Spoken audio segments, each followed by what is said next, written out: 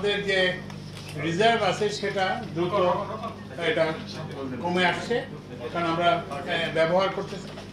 আর নতুন কোনো খুব বড় মজুদ আছে এরকম কোনো গ্যাস ক্ষেত্র আবিষ্কৃত হয়নি। তো এর ফলে আমরা ওই যে এলএনজি আমদানি করতে বাধ্য হচ্ছি, কিন্তু এই যে এলএনজি আমদানি এটা খুব একটা ব্যয়বহুল। যেমন আমরা ইয়েতে করে দেখলাম যে একটা এলএনজির চালান আনতে যে ব্যয় হয় সেটা দিয়ে 2 থেকে 3টা কূপ খনন করা যায়। তো ওই জন্য আমরা এখন যেটা এই সরকারের অন্তর্বর্তীকালীন সরকারের যে সিদ্ধান্ত, যে আমরা দেশের অভ্যন্তরে এবং offshore, both insure and offshore, আমরা এই যে গ্যাস অনুসন্ধান প্রক্রিয়াটাকে জোরদার করব। তো এইটাকে আমরা 2 ভাগে ভাগ করেছি, 2 ভাগে না, অ্যাকচুয়ালি 3 ভাগে। প্রথমে হচ্ছে যে এটা যেটা অফশোর, মানে সমুদ্রের মধ্যে যেটা, তো সেইটার টেন্ডার হয়ে গেছে, সেটা টাইম বাড়ানো হয়েছে সম্প্রতি। এটা এখন ডিসেম্বর মাসে শেষ হবে এবং এখানে 7টি কোম্পানি ইচ্ছা প্রকাশ করছে এবং এটা হচ্ছে যে সমুদ্রের অনুসন্ধান।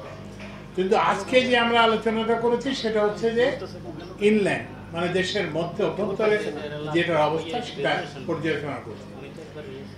তো এখন পর্যন্ত প্রথমে এটাকে আমরা 2 ভাগ করেছি, একটা হচ্ছে 2025 সাল পর্যন্ত, আর একটা হচ্ছে 2026 সাল থেকে 2028 সাল পর্যন্ত।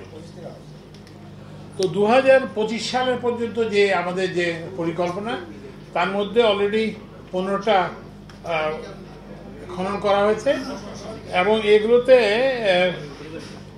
প্রায় 176 মিলিয়ন ঘনফুট গ্যাস পার ডে, প্রতিদিন 176 মিলিয়ন ঘনফুট MMCFD গ্যাস পাওয়া গেছে।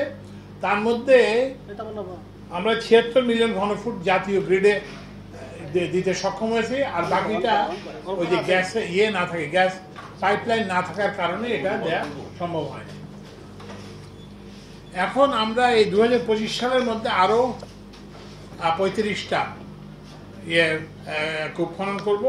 এর মধ্যে কিছু অনুসন্ধান কূপ, মানে একেবারে নতুন, আর এরপরে কিছুটা হচ্ছে উন্নয়ন কূপ, যে একটু অ্যাডভান্স কিন্তু আর কতগুলো হচ্ছে ওয়ার্ক ওভার, যেগুলো এক্সিস্টিং কূপ আছে, এখানে আরো একটু করে আরো গ্যাসের পরিমাণ বৃদ্ধি করা যায় কিনা সেই জন্য ওয়ার্ক ওভার করা।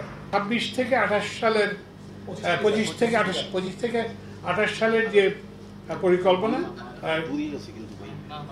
সেখানে আমরা 100টা কূপ করব, বিভিন্ন ধরনের যে নতুন অনুসন্ধান এবং উন্নয়ন এবং কি বলে ওয়ার্ক ওভার, 3 ধরনের থাকবে।